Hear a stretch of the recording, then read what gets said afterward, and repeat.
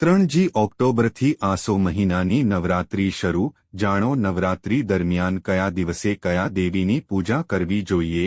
દેવીની પૂજા કરતી વખતે કઈ બાબતોનું ધ્યાન રાખવું જોઈએ।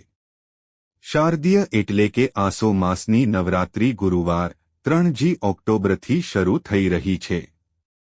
આ વર્ષે નવરાત્રીની તિથિમાં વધઘટ થશે, પરંતુ નવરાત્રી માત્ર 9 દિવસ જ રહેશે। 11મી ઓક્ટોબરે દુર્ગા અષ્ટમી અને દુર્ગા નવમી એક જ દિવસે ઉજવવામાં આવશે। જો કે તારીખોના સંદર્ભમાં કેલેન્ડર તફાવતો છે, પરંતુ એ જાણીએ તે પહેલા જો તમે પણ તમારા માતાજીના આશીર્વાદ મેળવવા માંગો છો તો કમેન્ટ બોક્સમાં જય માતાજી, જય અંબે માં અને જય શ્રી કૃષ્ણ જરૂરથી લખજો અને આ વિડીયોને લાઇક કરજો।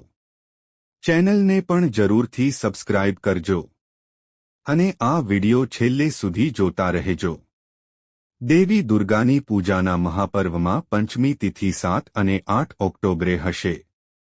આ પછી 11 ઓક્ટોબરના રોજ અષ્ટમી અને નવમી તિથિ એક જ દિવસે ઉજવવામાં આવશે। હવે જાણો કયા દિવસે કયા દેવીની પૂજા કરવી જોઈએ। 3 ઓક્ટોબરે માં શૈલપુત્રી, 4મીએ માં બ્રહ્મચારિણી, 5મીએ માં ચંદ્રઘંટા, 6મીએ માં કુષ્માંડા, 7મીએ માં સ્કંદમાતા, 8મીએ માં કાત્યાયની, 9મીએ માં કાલરાત્રી, 10મીએ માં સિદ્ધિદાત્રી અને 10મીએ માં સિદ્ધિદાત્રીની પૂજા કરો। આ પછી 12મી ઓક્ટોબરે દશેરાની ઉજવણી કરવામાં આવશે। દેવીની પૂજા કરતી વખતે કઈ બાબતોનું ધ્યાન રાખવું જોઈએ। 1. દેવી દુર્ગાની પૂજા કરતી વખતે સ્વચ્છતાનું ખાસ ધ્યાન રાખવું જોઈએ। નવરાત્રી દરમિયાન દરરોજ ઘરની સફાઈ કરવાનું ધ્યાન રાખો। ઘરમાં ગૌમૂત્ર અને ગંગાજળનો છંટકાવ કરવો। ઘરની બહાર રંગોળી બનાવો। 2. ઘરના મંદિરમાં ભગવાન ગણેશ, ભગવાન શિવ અને દેવી દુર્ગાને પવિત્ર કરો। જળ અને દૂધથી અભિષેક કરો। 3. ભગવાનને દુર્વા, બિલ્વપત્ર, ફૂલની માળા, ગુલાબ, કમળ અર્પણ કરો।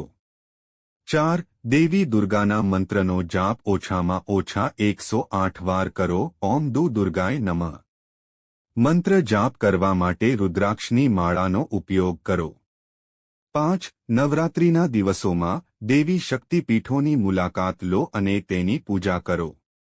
તમારા શહેરમાં અથવા શહેરની આસપાસના દેવીના પૌરાણિક મંદિરોની મુલાકાત લો। 6. દેવીની પૂજાની સાથે સાથે નાની છોકરીઓની પણ પૂજા કરો। છોકરીઓને ભોજન કરાવો।